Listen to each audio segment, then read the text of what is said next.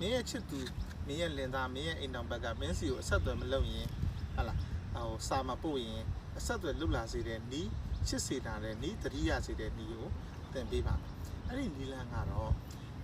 तू က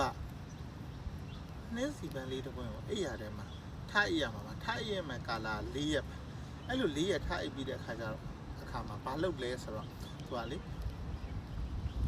ကိုယ့်ရဲ့ဟာလားသက်ဆိုင်တဲ့အဆောင်ရှောက်တွေအလိုရှိသူကိုအိမ်မက်သွားပေးစကားသွားပြောပေးဆိုပြီးတော့လေအဲ့နှင်းစီပန်းလေးကင်ပြီးဆူတောင်းအဲ့နှင်းစီပန်းကို၄ရက်မပြည့်မချင်းမထုတ်အောင်အိပ်ရတဲ့မှာထားရတယ်အဲ့ဒီခါမှာတစ်ဖက်သူက၄ရက်မြောက်တဲ့နေ့မရောက်ခင်မှာကိုစီကိုဖုံးဆက်လာမယ်စာပို့လာမယ်အဓိကကတော့ကိုသောလက်ကိုဟုတ်လားနှိုးတာပေါ့ဗျာအနောက်တိုင်းလောကီပညာဆိုလို့ပဲ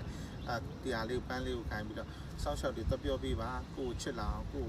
ဆက်သွယ်လာအောင်ပြောပေးပါဆိုပြီးတော့ထားပြောပြီးတော့အိပ်ရမှာခေါင်းရဲမှာထားအိပ်ရတယ်နော်အဲ့ဒါနှင်းစီပန်းလေးနဲ့လူပြန်ခေါ်တဲ့နေ့ပြန်ပေးတာကျေးဇူးတင်ပါတယ်